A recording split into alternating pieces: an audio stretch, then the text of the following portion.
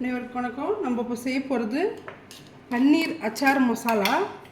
அச்சார் மசாலா வச்சு ஊறுகாய் மசாலா அதை வச்சு ஒரு பவுடர் பண்ணிவிட்டு சோம்பு ஒரு பெரிய ஸ்பூன், ஒரு ஸ்பூன் அளவு,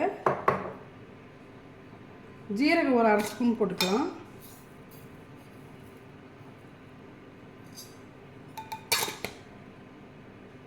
வெந்தயம் ஒரு பிஞ்சு,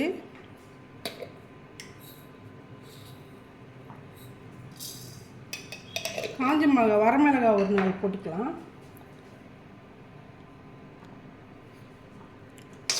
இதெல்லாம் போட்டு நல்லா ட்ரை ஃப்ரை பண்ணிவிட்டு, ஆயில் கீழ் போடக்கூடாது, வெறும் வானல் இது வறுத்துட்டு பொடி பண்ணிக்கணும்.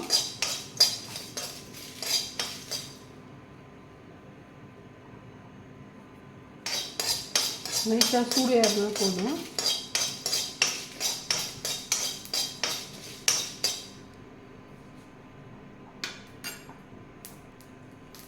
இதில் கடுகு கொஞ்சமாக போட்டுக்கலாம்.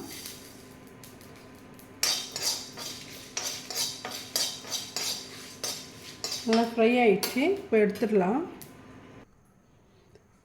அதை ஃப்ரை பண்ணதை பொடி பண்ணின்னு கொஞ்சமாக நெய் போட்டு இந்த பன்னீரை லைட்டாக ஃப்ரை பண்ணிக்கணும்.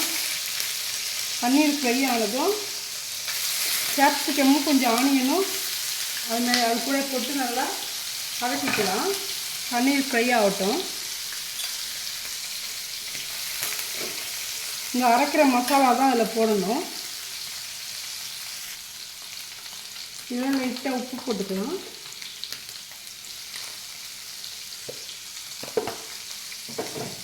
கொஞ்சம் ரெட் சில்லி பவுடர்,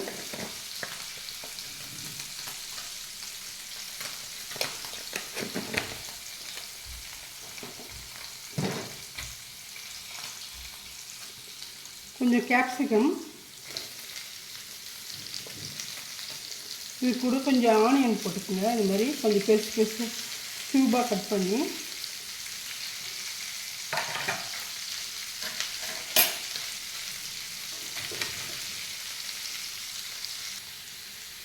நல்லா வதக்கிக்கலாம்.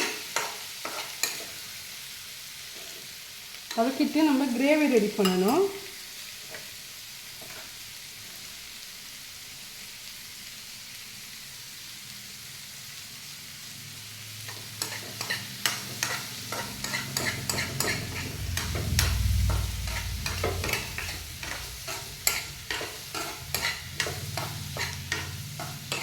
கொஞ்சம் நல்லா வதங்கிட்டோம்.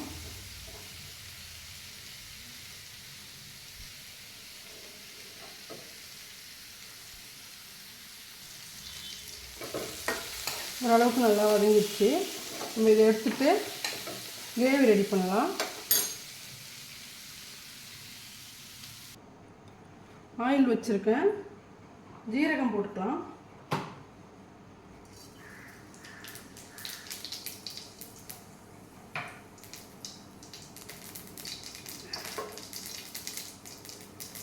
இதில் கொஞ்சம் பூண்டு போட்டுக்கலாம், ஒரு 4 பூண்டு. நல்லா வறுப்படுத்தோம். இல்லை ஆனியன் போட்டுக்கோங்க. ஆனியன் வந்து நல்லா ப்ரௌனாக ஆகணும்.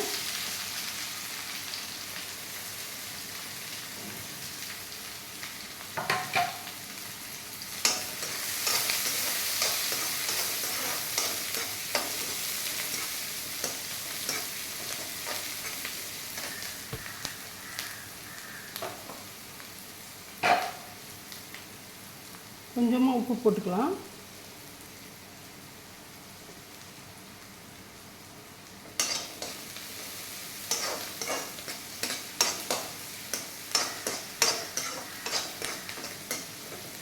நல்லா ப்ரௌனாக வதங்கினது, கலர் நல்லா சேஞ்ச் ஆகணும்.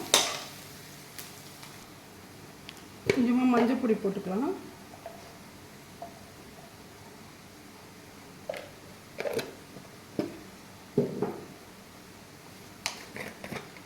ரெட் சில்லி பவுடர் போட்டுக்கலாம். போட்டுட்டு அதையும் நல்லா வறுத்துக்கலாம்.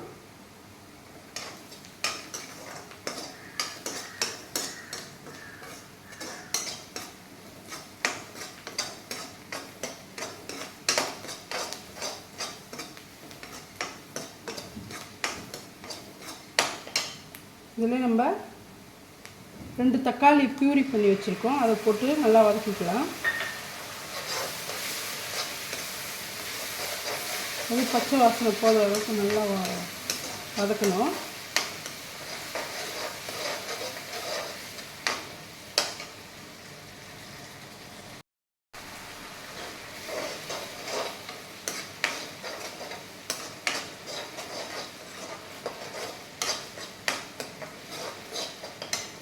நம்ம ஏற்கனவே அரைச்சி வச்ச அந்த பொடியை கொஞ்சம் போட்டுக்கலாம்.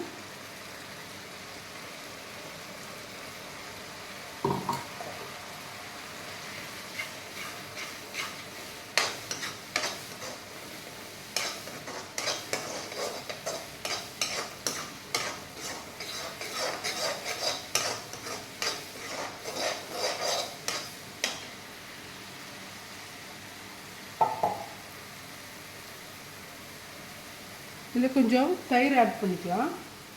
தயிர் போட்டு நல்லா கிண்டிடுங்க.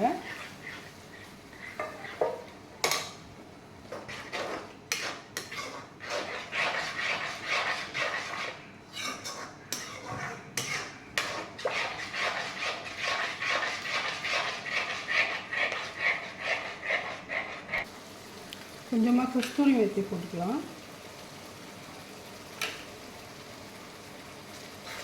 இன்னும் கொஞ்சம் திக்காகணும். இந்த கிரேவி திக்கானது நம்ம வதக்கி வச்சுருக்கிறோம். இந்த பன்னீர் ஆட் பண்ணிக்கலாம்.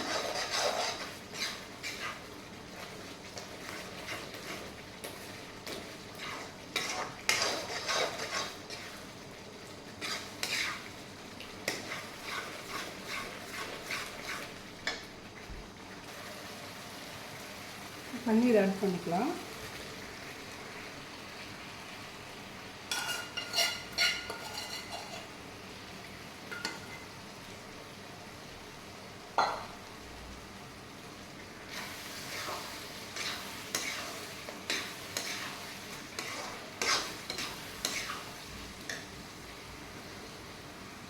நம்ம அரைச்சி வச்சுருக்க மசாலாவும் கொஞ்சம் ஆட் பண்ணிக்கலாம்.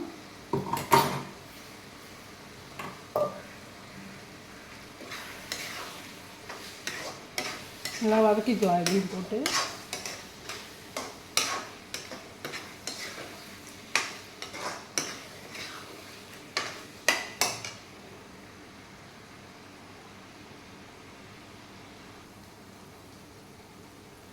கொஞ்சமாக ஃப்ரெஷ் க்ரீம் போட்டுக்கலாம்.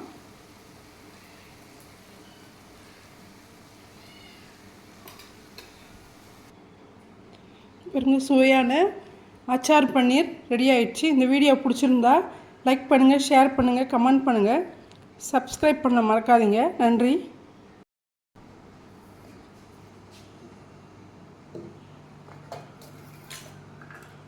நம்ம இப்போ செய்ய போகிறது ரவை உருளைக்கிழங்கு கோதுமை மாவு வச்சு பூரி செய்ய போகிறோம். ஆலு பூரின்னு சொல்லுவாங்க ஹிந்தியில். அதுக்கு இந்த ரவையை ஒரு 1/2 அன் ஹவருக்கு முன்னாடியே தண்ணி போட்டு நல்லா ஊற வச்சிட்டோம். பாருங்கள், ஊற வச்சதை நல்லா மிக்ஸ் பண்ணுங்கள். உருளைக்கிழங்கு வேக வச்சது அதையும் நல்லா மிக்ஸ் பண்ணிவிட்டு இதிலே உப்பு, காரம், கோதுமை மாவு கொஞ்சம் போடணும்.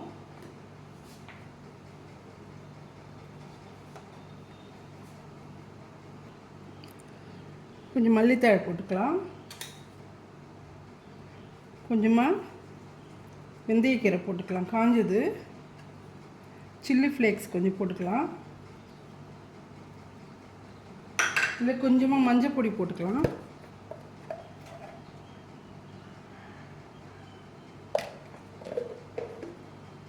இந்த டிஷ்ஷுக்கு தேவையான உப்பு,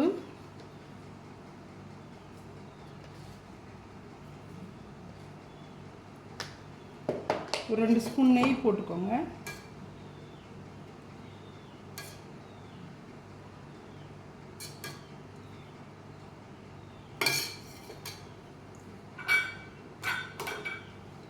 போட்டுட்டு நல்லா கொஞ்சம் கோதுமை மாவு போட்டு நல்லா பிசைஞ்சிக்கலாம்.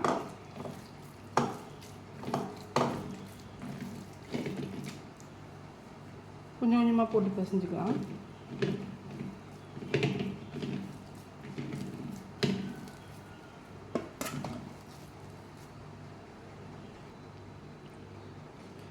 இது மாதிரி பிசைஞ்சு கொஞ்ச நேரம் ஊற வச்சுருங்க. ஊற வச்சுட்டு பூரி செய்யலாம். பூரி மாவு நல்லா ஊறிடுச்சு. இந்த டைமில் நம்ம பாருங்கள் நல்லா சாஃப்டாக ஊறிடுது. அதை ரவுண்டாக உருட்டிட்டு ஆயில் ரெடியாக காயுது. ஹீட் ஆனதும் நம்ம போட்டு எடுத்துக்கலாம்.